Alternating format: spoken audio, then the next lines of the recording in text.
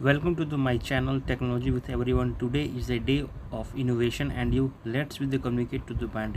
नमस्कार साथियों, मेरा नाम है उपेंद्र यादव और मैं आज न्यू वीडियो लेकर आया हूँ आपके लिए। क्लास 6 में नवोदय विद्यालय में किस प्रकार से एडमिशन कराया जाए। आज का जो न्यू वीडियो है नवोदय विद्यालय में क्लास 6 में किस प्रकार से एडमिशन कराया जाए उससे संबंधित है। आज हम देखते हैं कि कैसे 6 क्लास में जवाहर नवोदय विद्यालय में एडमिशन कराया जा सकता है। पहले हम तो google.com को खोलेंगे। google.com में खोलने के बाद यहाँ पर हम सर्च करेंगे नवोदय विद्यालय आ गया शुरू वाला मेरा लिंक नवोदय विद्यालय। इस पर क्लिक करेंगे। क्लिक करने के बाद हमारा फर्स्ट वाला जो है सर्च, इसको क्लिक करेंगे। क्लिक करने के बाद फिर हमारा न्यू इंटरफेस क्रिएट होगा। हमारा 5वां नंबर में लिखा हुआ है यहाँ पर click here to submit online application for class 6 Jawahar Navodaya Vidyalaya selection test 2022।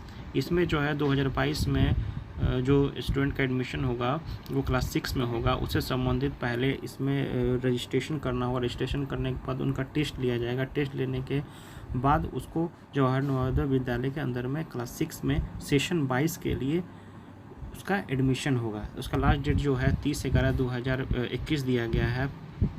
इस लिंक के ऊपर में हम लोग क्लिक करेंगे। क्लिक करने के बाद हमारा न्यू इंटरफेस क्रिएट होगा। क्रिएट होने के बाद इस प्रकार से आएगा। उसके बाद स्क्रॉल करते हुए नीचे आएंगे। नीचे आने के बाद click here to the class 6 registration, इसके ऊपर क्लिक करेंगे।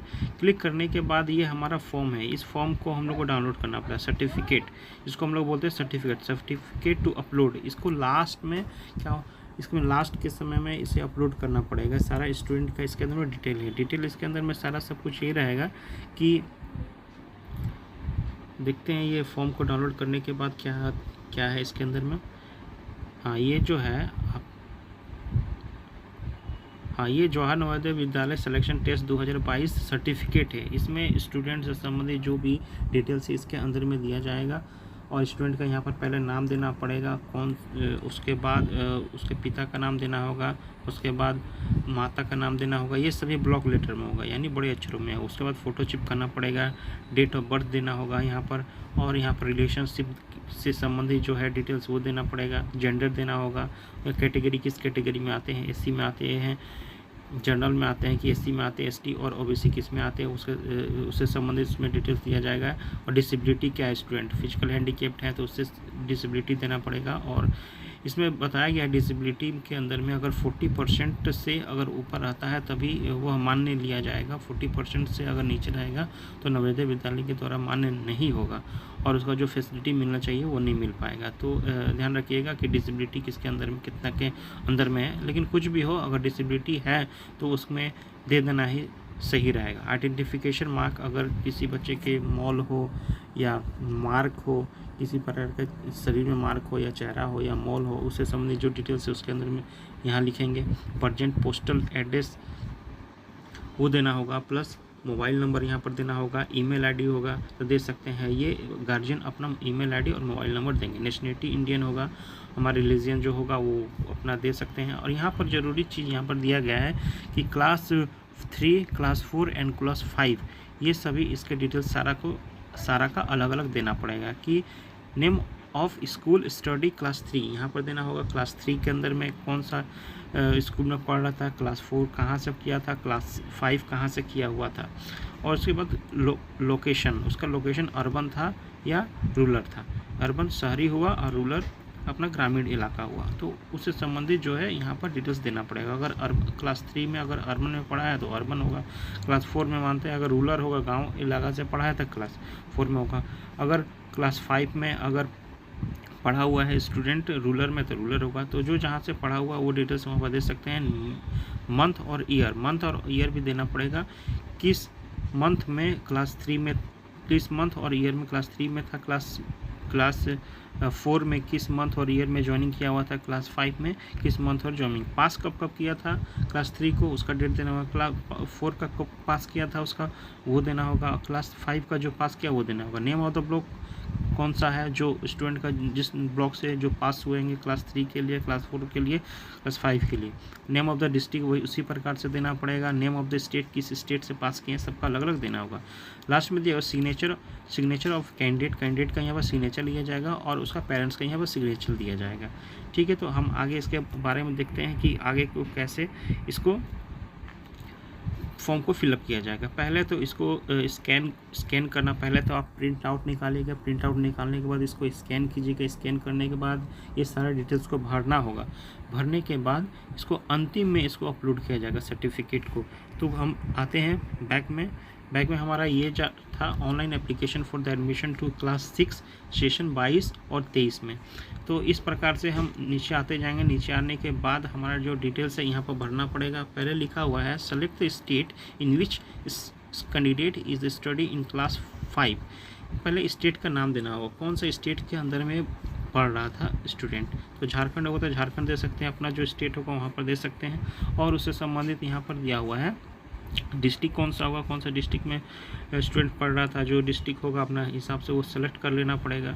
और सिलेक्शन द ब्लॉक कौन सा था, जो ब्लॉक होगा उस ब्लॉक के अनुसार उसे पकड़ लेना होगा, उसको फिलअप करना पड़ेगा। फिलअप करने के बाद यहाँ पर दिया हुआ है आपका name of school in which candidate in the study in class 5।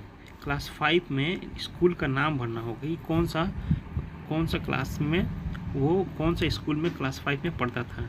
Name देना होगा स्टूडेंट का, मोबाइल नंबर अपना गार्जियन दे सकते हैं, डेट ऑफ बर्थ देना होगा, ईमेल आईडी देना होगा, मदर्स नेम देना पड़ेगा, फादर्स नेम देना पड़ेगा, रिलेशनशिप अभिभावक का नाम, वहाँ पर जो है गार्जियन का जो है वहाँ पर नाम देना पड़ेगा। रिलेशनशिप गार्जियन के साथ क्या रिलेशनशिप है वो देना पड़ेगा। अगर है तो यहाँ फादर होगा तो रिलेशनशिप वहाँ पर फादर का नाम रहेगा। और रिलेशनशिप क्या है तो अभिभावक के साथ क्या संबंध है तो वो देना पड़ेगा।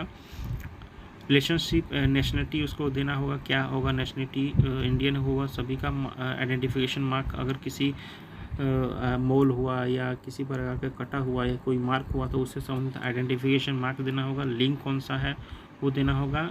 और उसका कैटेगरी जनरल, SC ST और OBC ये सभी कैटेगरी। मीडियम ऑफ एग्जामिनेशन ये ज़रूरी है, स्टूडेंट किस मीडियम में वो एग्ज़ाम देना चाहता है। इसमें दिया हुआ है इंग्लिश, हिंदी, उर्दू, उड़िया ये सभी दिया हुआ है। इस मीडियम के अनुसार एग्ज़ाम दे सकते हैं। अब यहाँ पर लिखा हुआ है डिसेबिलिटी इफ़ द एनी, विकलांग यदि कोई हो तो less than 40% is the not accepted. अगर 40% से अगर लेस देन होगा तो वो एक्सेप्ट नहीं किया जाएगा। उसकी जो क्राइटेरिया है जो उसको मिलना चाहिए वो उसको फैसिलिटी इसमें नहीं मिल पाएगा। तो हम आगे देखते हैं परसेंटेज ऑफ डिसेबिलिटी। यहाँ पर जो डिसेबिलिटी वो डालेंगे और रिलीजन कौन सा है वो डालना पड़ेगा। फिर अगर कोई अदर रिलीजन से तो अदर डाल सकते हैं। इसके अंदर दिया हुआ है ये ऑप्शन इसके अंदर में सब दिया हुआ। अगर ये ऑप्शन अगर गैप करता है तो नया हम ऑप्शन के अंदर में इसे दे सकते हैं। अदर ऑप्शन में चूज़ करेंगे और यहाँ पर रिलीजन का नाम लिखना पड़ेगा। आधार नंबर देंगे। इनकम, पेरेंट्स का जो इनकम है इनकम को यहाँ पर देना पड़ेगा। इनकम सर्टिफिकेट अगर होगा तो ठीक है, अगर नहीं है तो बनवा लीजिएगा। बनवाने के बाद सारा इनकम का यहाँ डिटेल्स देना पड़ेगा। कम्युनिकेशन डिटेल्स में जो है यहाँ पर कम्युनिकेशन डिटेल्स इसमें देना पड़ेगा। इसमें 2 कम्युनिकेशन डिटेल्स दिया गया है तो आप 2 communication details. Present postal address दे सकते हैं, दोनों में प्रजेंट पोस्टल एड्रेस दिया गया है। जो अभी प्रजेंट का जो एड्रेस है उसको देना पड़ेगा। और यहाँ पर दिया प्रीवियस स्कूल डिटेल्स में देखना पड़ेगा कि कहाँ पर स्टूडेंट वो प्रीवियस में पढ़ा हुआ था। तो यहाँ पर 3 में, 4 में, 5 में, 6 में सबका अलग अलग डिटेल्स देना पड़ेगा।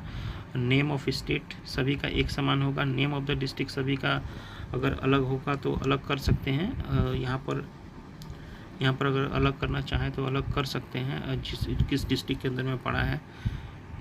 नेम ऑफ द ब्लॉक को भी चेंज कर सकते हैं। नेम ऑफ द विलेज, अगर किस विलेज के अंदर में था वो डिटेल्स भी यहाँ भर सकते हैं।